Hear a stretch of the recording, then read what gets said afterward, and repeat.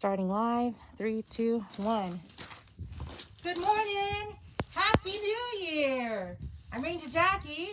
I'm excited, as you can tell, for 2021. This is our first Ask a Ranger program for 2021. So hopefully you guys are excited as I am.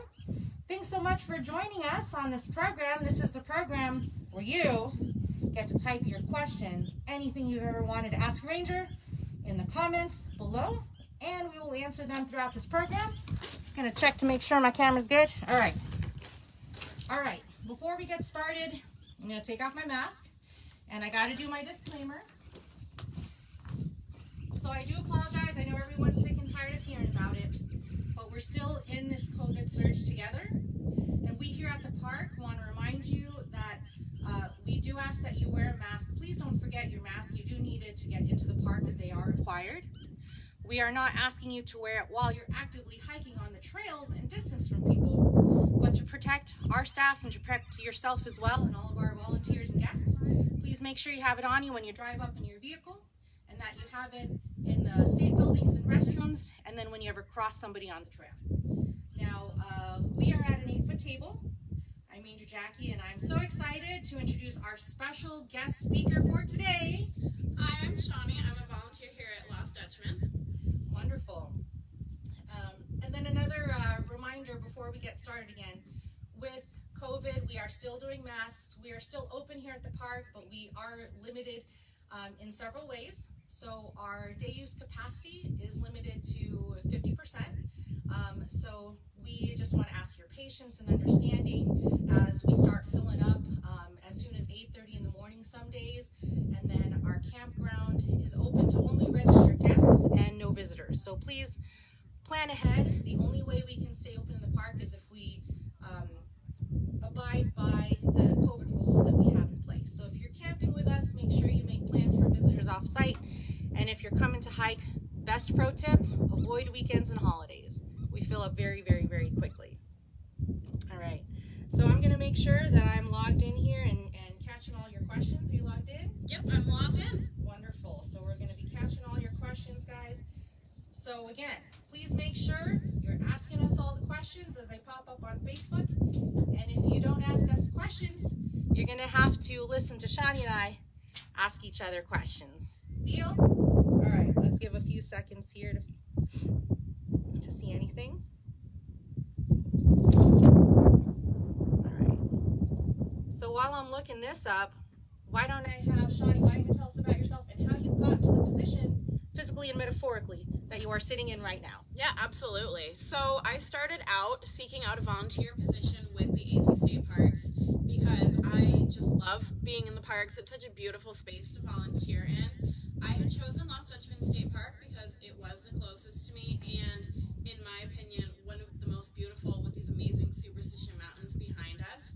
So I had simply applied for a volunteer position. I had Ranger Jackie and Ranger Anna reach out to me and get me all set up for orientation. First, I had started out as an on-site local volunteer. So I was helping out in the ranger station, helping check out customers, and I was also helping check people in as they came through the drive-thru and entered the park.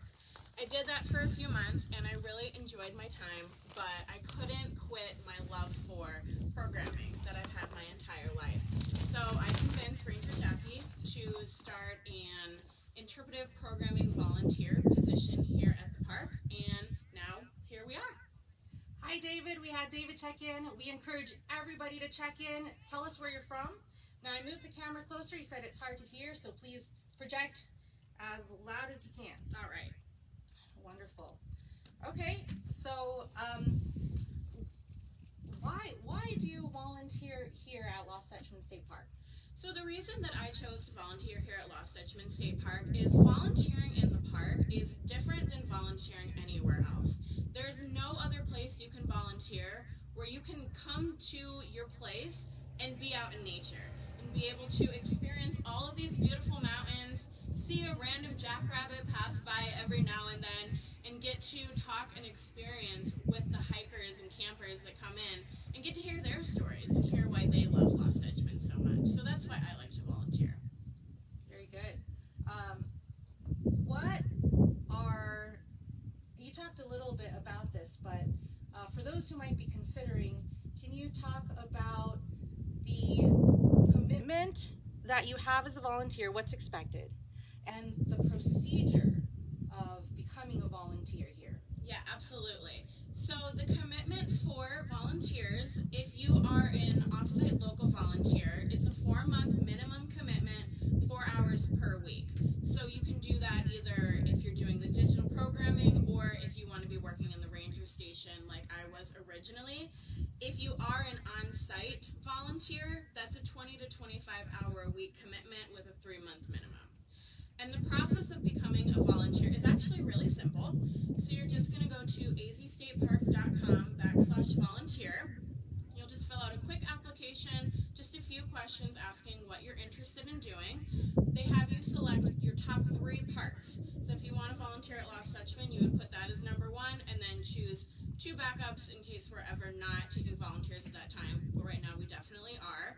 Then you'll send that out, and within a couple of weeks, someone at this park, probably Ranger Anna or Ranger Jackie, will reach out to you and get you set up. You will take some just quick online training modules just to kind of get you prepped for what you're going to be doing here at the park, so you're not coming in unprepared. Then they just bring you in for a quick orientation, and then from there, you're pretty much set and ready to go. Most of your training will be on the job, but the rangers here are so amazing in making sure the volunteers never feel overwhelmed or underprepared.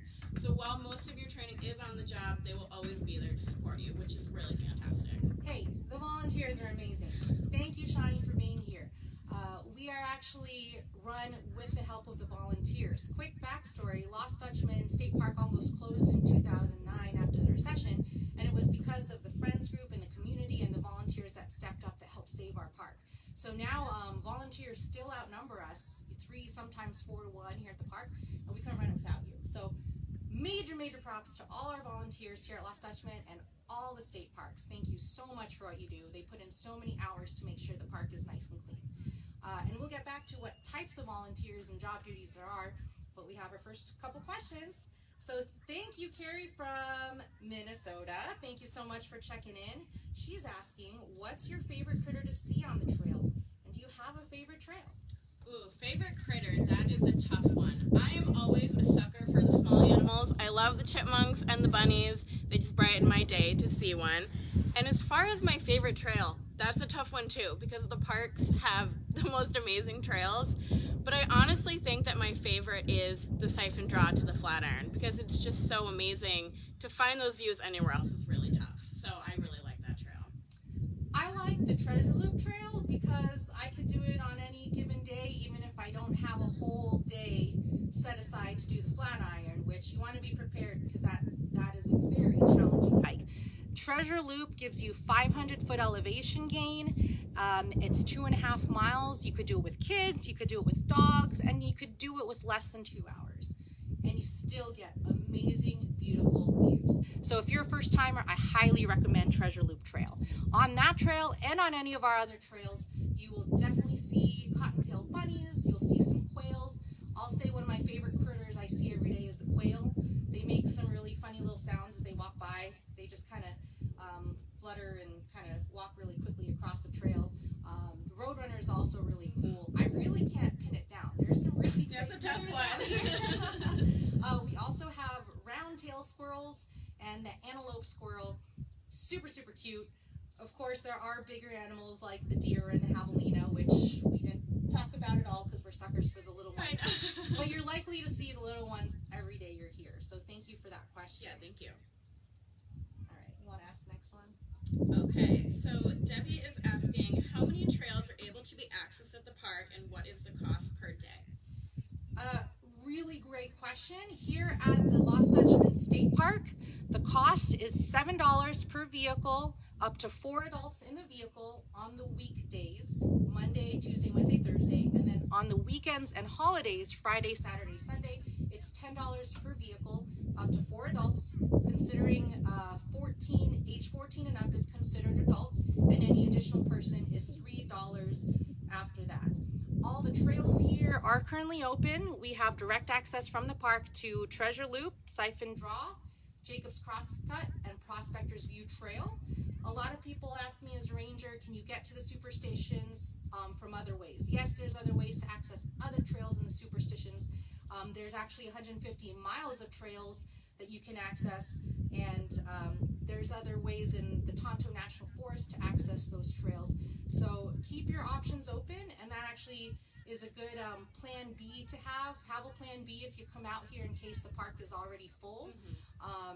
To figure out where you want to go and what you want to do, including things other than hiking. Just keep in mind that many people are now trying to get out still with the quarantine and the restrictions, Yes. so we are struggling with that just as much as you guys are. So thank you for asking. Yes, thank you. All right, so Louie, hi Louie. Can you move from park to park as a volunteer? No, right? Yeah. You can. Because you said that you were able to choose 3 parks. Yes, so you will, when you're signing up to be a volunteer, you will be given an option for 3 different parks in level of priority. So number 1 will be the one you most want to volunteer at, and then 2 and 3 and so on. So if one of the parks is not taking volunteers at the time, they'll just shoot you to one of the other 2. So there's always options if the park that you choose first isn't available. There's always more options. The good thing about this question is once you do all the paperwork and the training for one park and all of the background check that you need to do, it's so much easier to move to another park. So you might not know this as well as a local volunteer, but we have on-site volunteers that move from one park one season, and then the next season they'll go to another park, and then the next season then help out with a family camp out with Louie. And it's actually, because they have that history with the state parks, makes it a lot easier for us, and it gives you more opportunities to learn as well as a volunteer for wherever you're coming from. Very cool. Okay, next question. Are we currently hiring? We are. So maybe the opportunities come and go, so you need to be open and vigilant. The website is azstatejobs.com, so if it's not Lost Dutchman, because as far as that timeline and fitting, as far as a seasonal work or permanent position, I always advise people looking to be a park ranger to cast a wide net. So look at azstatejobs.com, look what fits your talents, and keep checking on there, because there's different posts, if not for our park, then for other parks. If not for state parks, try national, try city, try regional. There's a bunch of different parks out there to kind of get in your foot in the door to be a park ranger. Also, some of our park rangers started as volunteers. Yes. That's a very fitting question for this episode. All right. So Warren is asking, have they finished the upgrade to the RV camping areas? So depending on which upgrade you're asking about, we did have new pavement put in. We have our 5 cabins was the latest big thing we were doing. We are wanting in the future to put in more bathroom and restroom areas. So if you had a specific question on that, please do let me know. All right, and then Rick and Danette Turner, what is the coyote population like at the park? And do they pose any problems for hikers or guests or dogs? I'll take the first part of the question. Okay. Coyotes, this is their home, so we always have to remember that. Coyotes were here long before we were, and they are a very, very resilient species. They can live off of anything. They'll eat trash. They're omnivores. They'll eat anything you leave out, so make sure not to leave anything out. And it is not uncommon to see coyotes pass through the campground. It is not uncommon while you're hiking or camping to hear them howling in the distance, especially if they're excited and caught some prey. Do you think they pose any problems though? Have you heard anything in the time you've been here? What I've heard mainly about coyotes in the parks is they want to see you less than you want to see them. So for the most part, the coyotes will try to stay away from the hikers and the campers. As far as dogs, we always recommend keeping your dogs close by and on a leash when you are in the park, just to avoid those problems with the wildlife.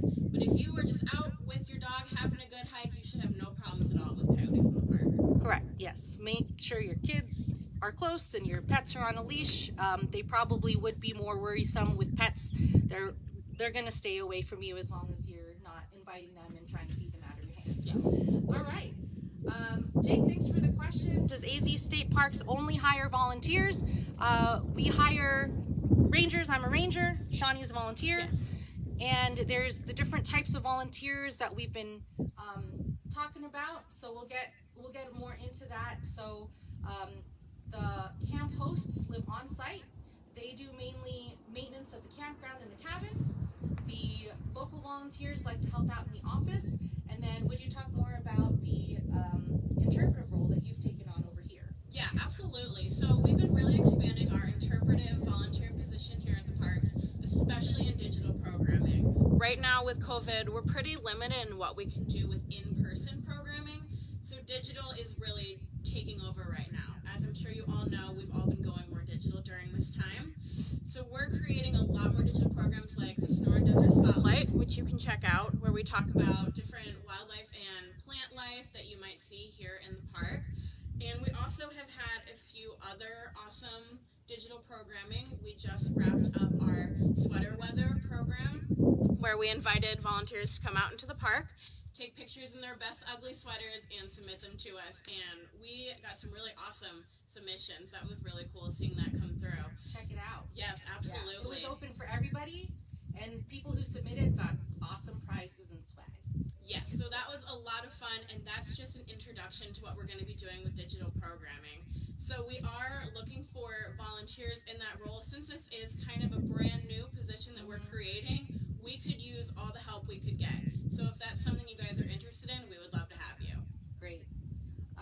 And I just want to kind of give some context for programming and interpretation. So when we talk about an interpretive volunteer, which is the role that Shawnee's doing, interpretation means translating the science of the resource and presenting it to the public in the way that they not only understand but appreciate. So what makes the bunny rabbit so awesome here in the ecology and the ecosystem? And just an example, one thing that I really missed this year was the first day hikes. That's when the first day of the year we were able to go on a hike up the mountain and start the year off on the right foot on a beautiful day like today and share the mountain and the resource with the people and answer all their questions. Unfortunately, due to COVID, we have had to cease most all of our programming. So no more music in the park, no more first day hikes, no more full moon hikes. We are only now starting to very slowly open up in-person programming with small bird walks with only 5 to 10 people, where we do require mask and social distancing. So if you're interested in that, please call the park, because we are taking registration and making sure we're safe with that. The sweater weather program was a really fun virtual thing that Shawnee spearheaded, and that did end on January 8th. But you still have time for the 8-4-2 challenge. 8-4-2. That ends January 18th, and all you got to do is hike in the state parks and submit your hikes.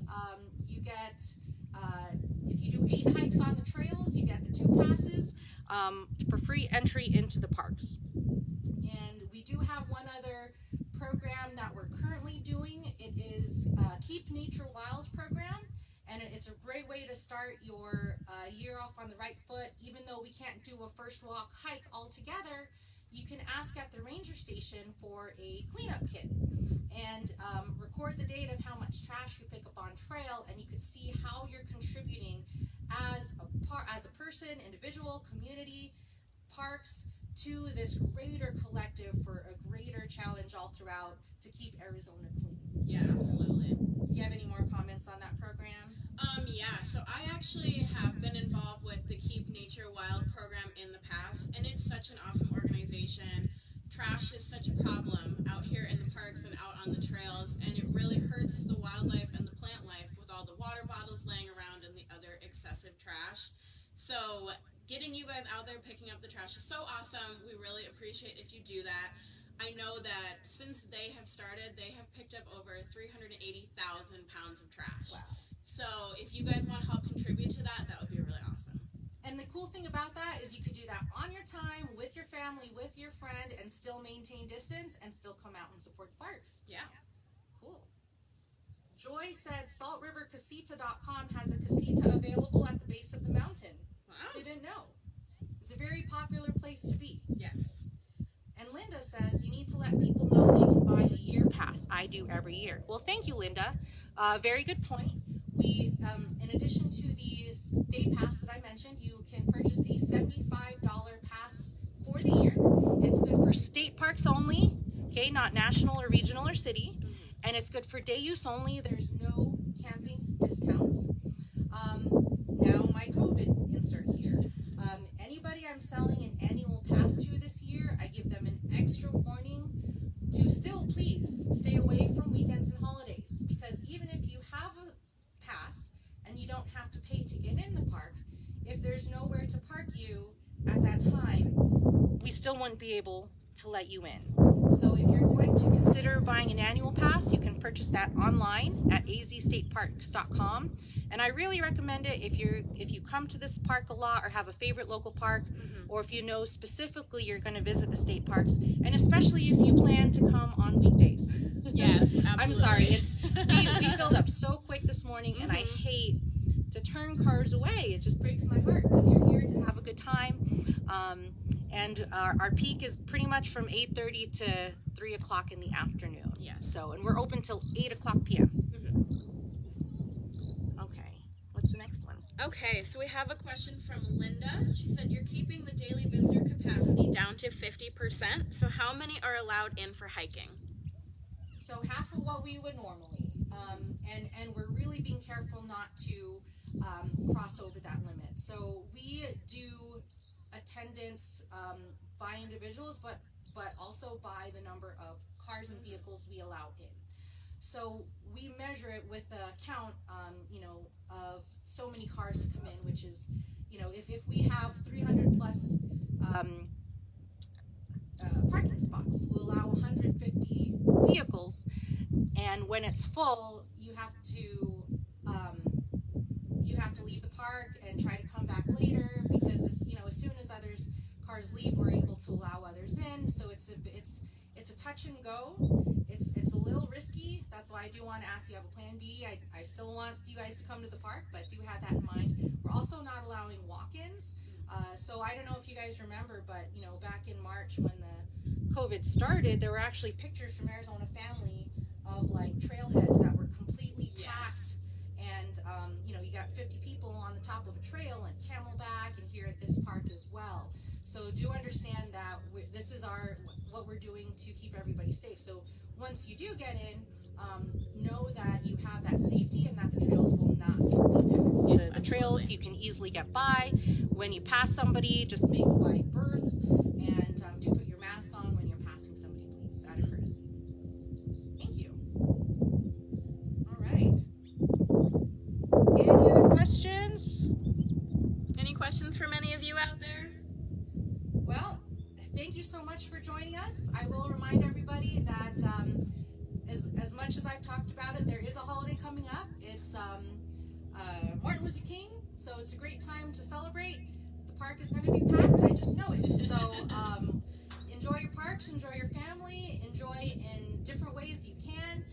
Try to come at sunrise or at sunset if you'd like, and make sure you check out all the other cool things, or the scenic drive up on Apache Trail if you do have to leave the park and come back to see if there's space for you. Thank you so much for joining us today. Thank you so much to all our volunteers that make our parks run. Please like us on Facebook. We're on Instagram. You can follow us. If you didn't get to ask your question, make sure to email askaranger@azstateparks.gov at any time at all. We do have some other virtual programs that are in the works, in the pipeline, and as I said, we also have bird walks, so keep an eye out for those. And thank you so much for joining us. It's a great day, it's a great week for hiking and for weather, so we hope to see you soon. Yeah, absolutely. Thanks, guys. Thank you.